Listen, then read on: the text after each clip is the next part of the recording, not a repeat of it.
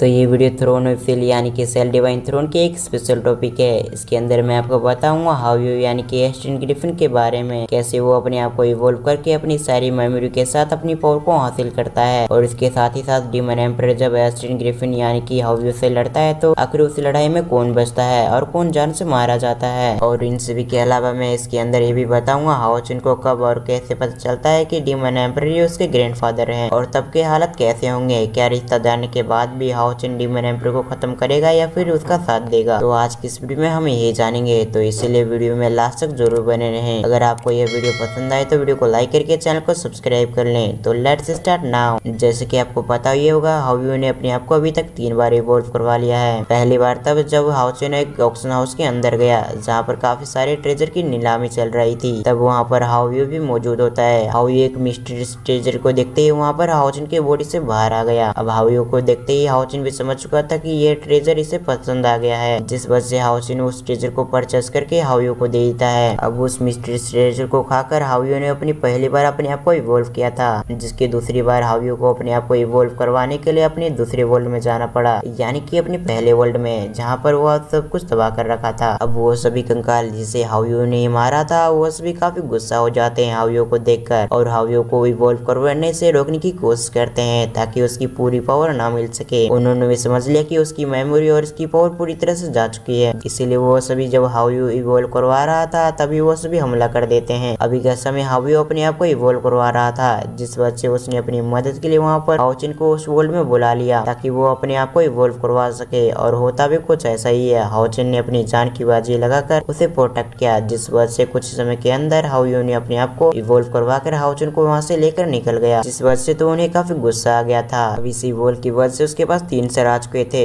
जिस वजह से वो काफी पावरफुल बन गया था। धीरे धीरे करते हुए वो अपना 9th इवोल्यूशन भी करवा लेता है, जिस वजह से वो 9th इवोल्यूशन के साथ ही ट्रांसफॉर्म हो जाएगा एस्टन ग्रिफिन में। और मैं आपको बता दूं ये अभी नहीं बल्कि काफी सारे एपिसोड के बाद होगा। और जब अपने आप को हाउ यू 9th इवोल्यूशन करता है तो उसे अपनी सारी मेमोरी याद आने लगती है और उसके साथ ही साथ जितनी भी उसके पास पावर थी वो सभी वापस आने लगती है, जिस वजह से वो काफी पावरफुल बन गया। हाउ यू को पता चलता है कैसे उसने लाखों करोड़ों व्यक्ति को मारा है और उसके साथ साथ इसके अंदर इविल पावर आने लगती है, जिसके बाद हम देखते हैं कुछ समय के अंदर उसका 9th हेड भी आ गया और वो आते ही उन सभी हेड पर अपना कंट्रोल कर लेता है, क्योंकि वो 9th हेड इन सभी हेड से सबसे पावरफुल था, जिस वजह से वो सभी इसके सामने कुछ नहीं कर पाए। और देखते ही देखते कुछ समय के अंदर उस 9th हेड ने हाउ यू की पूरी बॉडी पे अपना कंट्रोल कर लिया, यहाँ तक कि वो जो भी करने को कहता वो हाउ यू की पूरी बॉडी वही करते। अभी के समय उसके पास सोचने समझने की क्षमता नहीं था और धीरे धीरे करके हाउ यू फिर से एक बार एस्टन ग्रिफिन बन गया। दूसरी तरफ डीमन एम्परर एस्टन ग्रिफिन को मारने के लिए उसे लगातार ढूंढ रहे थे ताकि वो उसे मार सके, क्योंकि उसे पता होता है कि एस्टन ग्रिफिन कितना खतरनाक और कितना पावरफुल है, जिस वजह से अगर उसे अभी नहीं मारा गया तो पूरी दुनिया को खत्म कर देगा और अगर उसे अपनी पूरी पावर मिल गई तो डीमन एम्परर खुद भी उसका सामना नहीं कर पाएंगे। उसके बाद डीमन एम्परर किस पे राज करेगा, क्योंकि डीमन एम्परर यहाँ पर इंसानों पे राज करना चाहते थे, ना कि उन्हें कोई मारना चाहते थे। अब जब यह पूरी दुनिया ही नष्ट हो जाएगी तो वो राज कहाँ करेंगे, इसीलिए वो कुछ भी करके एस्टन ग्रिफिन को खत्म करना चाहते थे,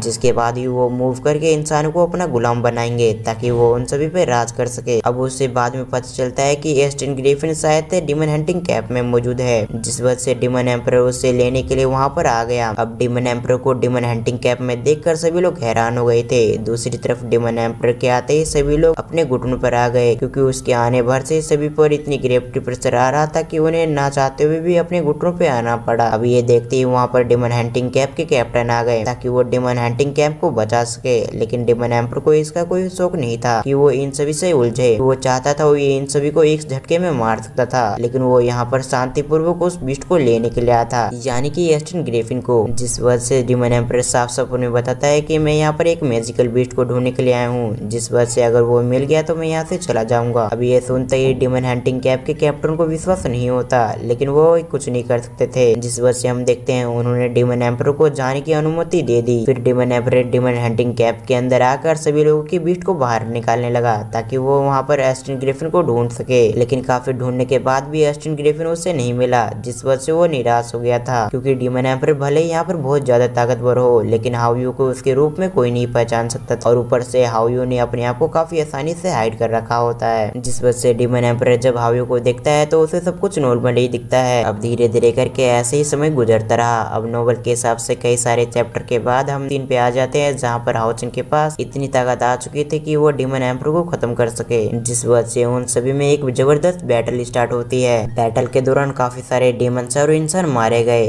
जिस वजह से हाओचन को काफी गुस्सा आ रहा था। डीमन एम्पर के लिए उसके मन में अभी के लिए काफी ज्यादा नफरत भर चुकी थी। अब कुछ समय बाद वो पल भी आ गया जहाँ पर हाओचन पूरी तरह से डीमन एम्पर को खत्म करके इस बैटल को जीतने वाला था, लेकिन उसी समय उसके सामने उसकी मोम आ गई और डीमन एम्पर को मारने से हाओचन को रोक देती है। अब हाओचन अपनी मोम को देखकर थोड़ा हैरान हो गया, लेकिन उसे यह बात समझ में नहीं आ रही थी कि आखिर उसकी मोम डीमन एम्पर को क्यों बचा रही है। लेकिन दूसरी तरफ हाओचन की मोम कुछ भी बताने नहीं चाहती थी, जिस वजह से वो बार बार इस बात को टालने की कोशिश करती है। लेकिन जब हाओचन डीमन एम्पर को मारने की जिद नहीं छोड़ता तो उसकी मोम उसे सब कुछ सच्चाई बता देती है। डीमन एम्पर और कोई नहीं बल्कि उसके ग्रैंडफादर है। अब यह सुनते ही वहाँ पर मौजूद सभी लोग हैरान हो गए थे। अब उन सभी को यह समझ में नहीं आ रहा था कि आखिर हाओचन अब किसके पक्ष में लड़ेगा। आखिर वो अपने रिश्ते की वजह से डीमन एम्पर को छोड़ देगा या फिर डीमन एम्पर को जान से मार देगा। अब इस वजह से वो लोग काफी हैरान हो गए थे और काफी परेशान भी। दूसरी तरफ सबसे बड़ा शौक तो उन दोनों को लगा था, यानी कि हाओचन और डीमन एम्पर को, क्योंकि उन दोनों को बिल्कुल भी अंदाजा नहीं था कि वो दोनों ग्रैंडफादर और ग्रैंडसन है। अब पूरी सच्चाई सुनने के बाद वो दोनों हैरान हो गए थे, लेकिन तभी इस बीच उन्हें पता चलता है कि एस्टन ग्रिफिन अपने असली अवतार में आकर सब कुछ नष्ट कर रहा है। अभी जानते ही वो दोनों वहाँ से निकल गए एस्टन ग्रिफिन को रोकने के लिए। शुरुआत में हाओचन हाओयू को मनाने की कोशिश करता है ताकि वो अपने असली रूप में आ जाए, यानी कि हाओयू के रूप में आ जाए और ये सभी नष्ट ना करे। लेकिन दूसरी तरफ हाओयू तो अभी 9th हेड के कंट्रोल में था, जिस वजह से हाओयू हाओचन को बिल्कुल भी पहचान नहीं पा रहा था। अब हाओचन को वहाँ पर बचाने के लिए डीमन एम्पर भी आ गए थे। दूसरी तरफ हाओचन हाओयू के अटैक को डॉज करते हुए उसे सब कुछ याद करने की कोशिश करता है, लेकिन दूसरी तरफ हाओयू को कुछ भी याद नहीं आ रहा होता है। हम देखते हैं ना चाहते हुए भी हाओचन को हाओयू के अगेंस्ट में लड़ना पड़ता है। अब इस वजह से वहाँ पर एक बैटल स्टार्ट हो गया। अब धीरे धीरे करके हाओयू हाओचन पे भारी पड़ने लगा। अब ये देखते ही डीमन एम्पर भी हाओचन की मदद करने के लिए वहाँ पर आ गए थे, जिस वजह से वहाँ पर कई दिनों तक लड़ाई चली। हम देखते हैं इसमें कई सारे लोग मारे गए। अब धीरे धीरे करके ये लड़ाई काफी बढ़ने लगी। अब इस लड़ाई के दौरान डीमन एम्पर भी जान से मारे गए। अब इस वजह से वो सभी इमोशनल हो गए। अब डीमन एम्पर के आखिरी पलों में जाकर हाओचन की मोम उसे यानी कि डीमन एम्पर को माफ करती है, क्योंकि हाओचन की मोम को ऐसा लगता था कि डीमन एम्पर ने उसकी मोम को अपने बारे में कुछ नहीं बताया था कि वो इंसान नहीं बल्कि डीमन एम्पर है, और उससे बिना बताए ही उससे शादी कर लिया। लेकिन आखिरी पलों में हाओचन की मोम डीमन एम्पर को माफ कर देती है। लेकिन दूसरी तरफ हाओयू,